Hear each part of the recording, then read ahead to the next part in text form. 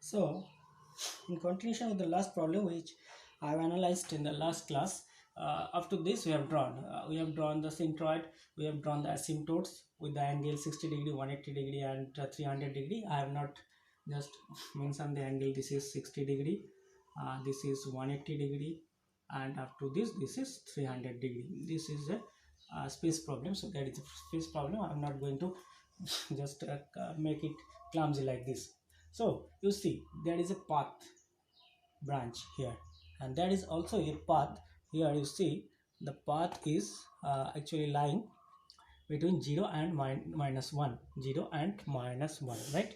So next step is that these poles, how these poles will move. That means you see, next is that you have to uh, get like these pole and these poles. Next is that there is a concept of the concept is known as the breakaway point. What is the concept is known that is known as the breakaway point. What is this breakaway point? The concept of breakaway point. What is this? I will discuss here. Breakaway point or break-in point. So breakaway point is related to poles and break-in point is related to 0. Now I will discuss what is this and how it is used here in this case, right? So here you see the breakaway point, like if when you have to calculate this breakaway point, if there are two poles, right, two poles residing side by side and there exists a branch, then you have to find out the breakaway point. That means what? Breakaway point means, for example, I am taking example, this is a pole, this is a pole, and these two poles are lying side by side on the real axis, and there is a branch in between these two. I am just writing as a bold line. So there is a branch in between these two poles. That means if the value of k is equal to 0 we know, and here also the value of k is equal to 0. Now once the value of k is increased, what happens? From the basic theory of Root Locus, you see this is one pole and this is one pole, same structure, just enlarging it. What happens? K is equal to 0, k is equal to 0. Once the value of k is increased, this pole moves in this direction along this branch, and this pole moves in this direction along this branch. So what happens?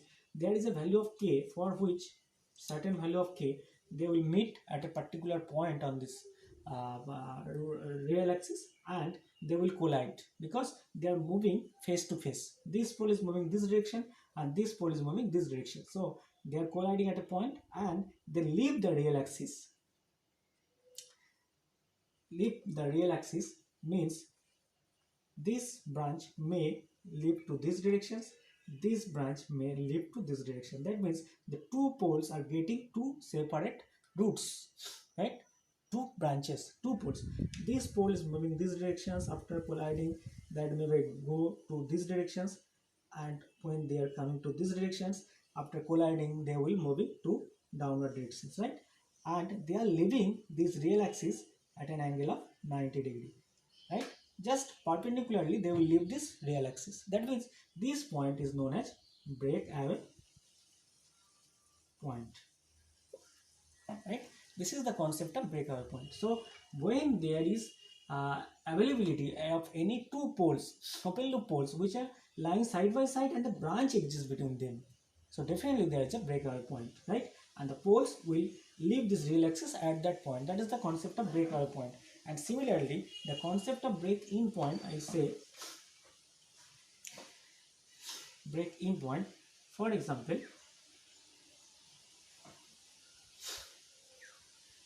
say two zeros are there, right? And two branches are coming. Two branches will meet here. Maybe some pole is there, some pole is there, and from here they are coming like this, maybe. and they will meet at a point. And what is the its fusion? It will terminate at 0 through this direction, and this branch will terminate to 0 in this direction. That means when two different roots or branches are coming towards any point on the real axis, where they will meet, and after meeting they will go to zeros. So that is concept of break in point. So break in point and break away point are basically the same kind of thing. One is for pole, where the poles are moving towards each other and they are leaving the real axis, and in case of break in point, they are coming towards the real axis and meeting at a point on the real axis, and then through the real axis they are going towards either infinity or at 0. So that is the concept of break in and break away point. So once there is a situation of getting break away point or breaking point, what is the procedure to find out the break in or break away point? So in order to get the break in and break away point, you have to just get the solution of dkds equal to 0, right? So solution of dkds is equal to 0 will give you the particular point. Now here in this case, or in this example we are considering, we see whether there is a chances of breakaway point or not. First of all, you have to identify from this structure. Okay, so what you can see there is a point at s is equal to -1 and a point at s is equal to 0. You see what happens. The structure is like this, and here you see there are 2 points which are lying side by side, right? And there is a branch by red color or bold line. You have to mark it. So s is equal to 0 and s is equal to -1. There are 2 poles which are staying side by side, and there is a branch in between them. Definitely you have to go for calculating the breakaway point, and once you get the breakaway point, what will be the response? That means this pole at s is equal to -1 will move to the right hand side, and the pole at s is equal to 0 will move at the left hand side, and they will meet at a point on the breakaway point. We will find this point, and they will leave this real axis. So that is the concept of breakaway point. And to find out the breakaway point, what you have to consider, we have to find out the dkds, the solution of dkds equal to 0, right? So dkds, solution of dkds is equal to 0, we have to find out. And you see what is the how to find out this. First of that, you have to consider 1 plus gshs is equal to 0. That is the characteristic equations, right? So what is the characteristic equations? In this case, this is ky s into s plus 1 into s plus 3 equal to 0. So from here you will get the term like s cube plus 4s square plus 3s, s cube plus 4s square plus 3s equal to minus k, or in other words, k equal to minus of s cube plus 4s square plus 3s. So dkds means just first order derivative with respect to s. You get minus 3s square plus 8s equal to 0. So you get 3s square plus 8s equal to 0. 3s square plus 8s equal to 0 plus 3. So 3s, so dkds means plus 3. So 3s square plus 8s plus 3 equal to 0. And solution of this will give you the positions of the breakaway point. Now there is a question. Maybe in this case you are having 3 poles, maybe there are 4 poles, maybe 5 poles. So you see, if there were 4 poles, what happens? This was a 4th order differential equation, and if you just get the derivative of it, dkds, then this will be 3rd order differential equation or 3rd order equations. So 3rd order, 4th order differential equations, this solution is not in this method. We will find out. So there is another point, and we will find out that solution of that dkds is equal to 0 for higher order by some other method. Now here we have to find. So by using the Sridhar Acharya, you see minus 8 root over b square minus 64 minus 4ac 36 by 6. So this will give the two values. One is minus 0.45 and another value is at say minus 2.21, right? So we get the two values of x. That means that after solution of these equations we are having the two values. One is minus 0.45 and minus 0.2.21, and the question is that how the breakaway point can be two values, right? So we are getting minus 0.45 and minus 0.2.21. We will write the solution of dk ds is equal to 0 gives you s is equal to minus 0.45 and s is equal to minus 2.21. Which one is required and why other will not be? See, the point is breakaway point exists. This is equal to 0 and this is s is equal to minus 1 and this is a branch. So breakaway point is in between 0 and minus 1. You see, clearly it is saying that breakaway point must be 0.45, is not minus 2.21. So breakaway point is minus 0.45. We have got the breakaway point, and once you got the breakaway point, so that point is say here. This is your breakaway point. S is equal to minus 0.45, right? That you can put here. And the concept of breakaway point is that here the two branches from the two poles will come together and they will meet at these positions and they will leave the real axis like this at an angle of 90 degree, right? Clear? So this is the concept of breakaway point and how these two branches leave this real axis. Now I will just make this picture in a bigger one and try to find out the solutions, right? Now this is a bigger version and you see all the things I have written here. Here open loop pole at k is equal to 0. Now summarize like this. So all the open loop poles have been placed and at s is equal to 0, s is equal to minus 1, s is equal to minus 3 with the value of open loop gain k is equal to 0. And you see the three asymptotes according to the formula we have written.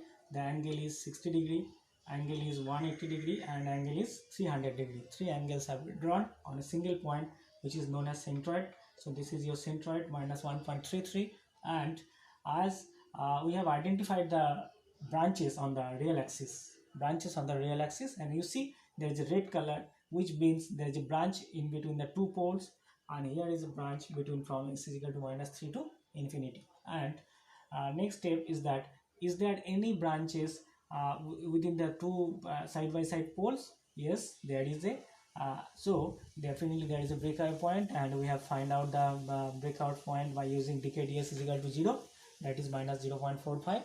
So next you have to complete the root locus. What is that?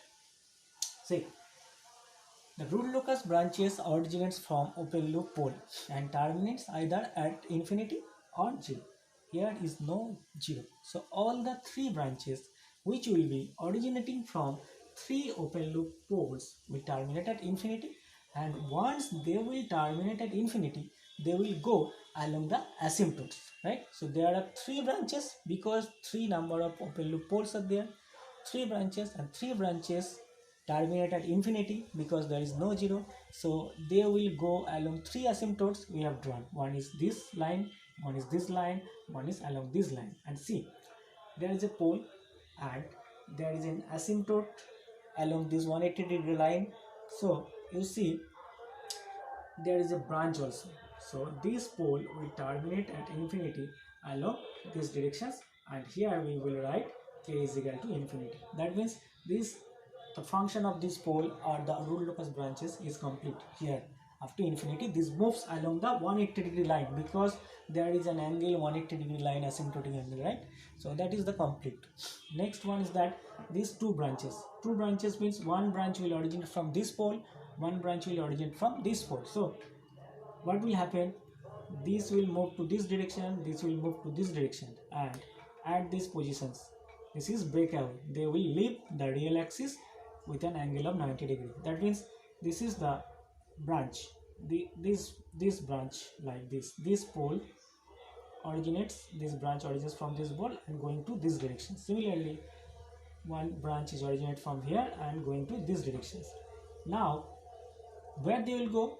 Definitely, this will try to follow this path. This is asymptotic path, and this will go to infinity along this path, and this will go to this along this path. So, what we will do along this path? So, this will try to bend along this path, and the concept of asymptote is that this path will be just parallel to this, or this is following this path like this. So now up to this we have completed. Next is that this is not the infinity position. See, infinity means something there and there. So whether this will cross this line or not, that is very important. Maybe after this follow like this may follow like this, or these may move like this. Yeah, so that we will find out by using our concept of router. And see, one most important thing is that I have drawn the structure like this. You may draw the structure like this, you may structure like this. This is not the symmetrical. So Root Locus plot is symmetrical about the real axis. That means how you will bend this structure on this above this line. So the similar way you have to bend this in this directions, right? So that is the way I have written or drawn the structure. So next is that after coming to this point, what we have to do, we have to go for the route array analysis, by which we will find if there is any point actually which will intersect this Root Locus branch with this imaginary axis. That means intersection of the imaginary axis with the Root Locus branch, that is to be found out, right?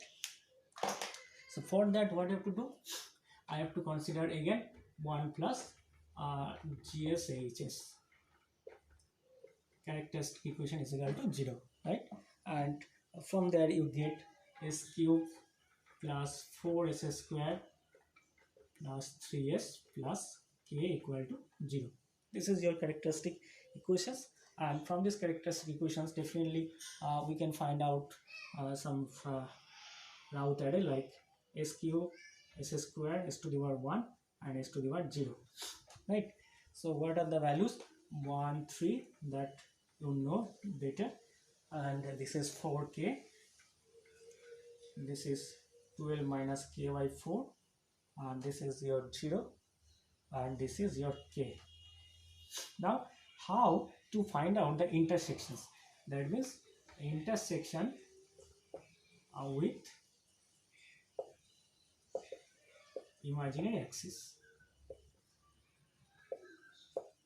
See, if this Root Locus branch, say for example, intersect with this imaginary axis, so definitely that is a value of k, because you see, now coming to original concept of Root Locus, the value of k is varied.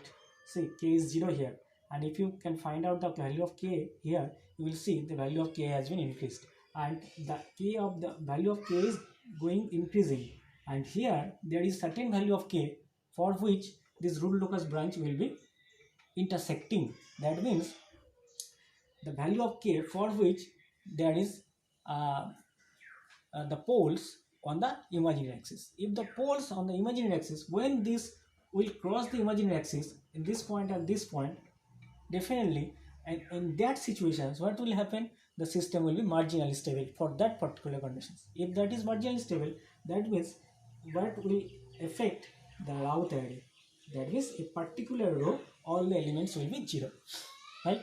If all the elements are 0, that means this 12 minus k by 4 will be equal to 0. So 12 minus k by 4 equal to 0 means the value of k will be 12. It signifies that when you are increasing the value of k from 0 to infinity, that means there is a point here, certain point, where you will get the value of k is equal to 12, and in these positions the system will be marginally stable. And if this is marginally stable, definitely there will be sustained oscillations, and oscillations frequency can be found out by using the auxiliary equations, right? So what is the auxiliary equations? You see, by considering the previous row means 4 as will be equal to 4s square plus k. That means 4s square plus 12 equal to 0, right? So 4s square plus k equal to 0. That means s square is equal to minus 3. So s is equal to plus minus j root 3. You see the frequency is root 3 radian per second. This is the oscillation frequency, and the pole positions. You see, when the value of k is equal to 12, corresponding the poles are at j root 3 and j minus root 3, minus j root 3. So j root 3 and j minus root 3, these are the two positions. That means 1 point something. So this is j1, this will be root 3. So here will be also definitely there is a point j minus root 3. So definitely this will touch the imaginary axis at a point j root 3. So this is your graph, and here you will find this is k is equal to infinity, right? So this will be the k is equal to infinity, and similarly in the downward directions this is your k is equal to infinity. That is the your termination point, right? So what you have found that when k is equal to 0, you are increasing, k is equal to 0, you are increasing, you are getting the breakaway point, it leaves the real axis and goes towards the imaginary axis, and there is a possibility of getting two positions j root 3, j minus root 3, this will be minus j root 3, through which this will intersect, and where the gain is equal to 12. Here the gain is 12, here k is equal to 12. So k varies from 0 to 12 to infinity. Here k 0 to infinity. So this is k 0 to infinity. This is the way how you have to plot the complete root locus. Now the next step is that there is a step where you can see we have not calculated the value at this point. That means what is the value of k here? Definitely that is greater than 0 and less than 12. As the common sense, what is it is showing that when this k is varied from 0 to infinity, so the branch is like this.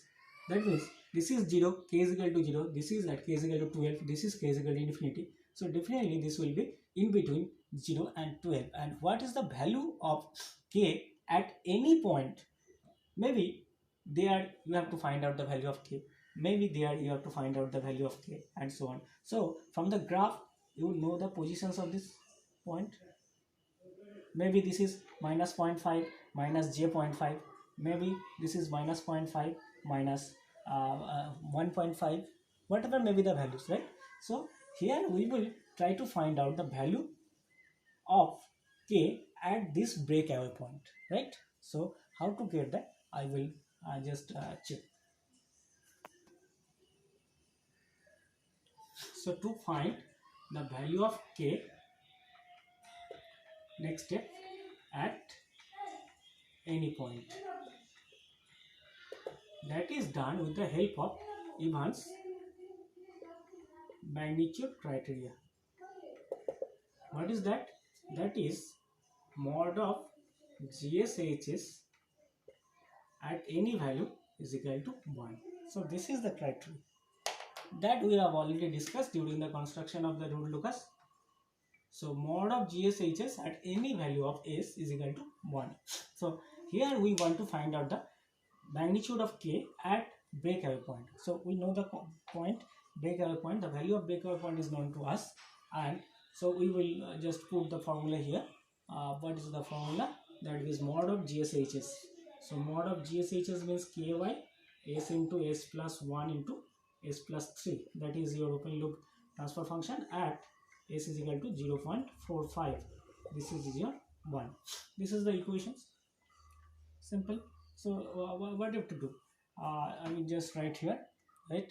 After this, so mod of k will be equal to mod of s into mod of s plus 1 into mod of s plus 3. Okay, so mod of s means here it is only the real value. If there is imaginary value or complex value, then you can find out. So mod of s means here minus 0.45, 1 minus 0.45 and 3 minus 0.45.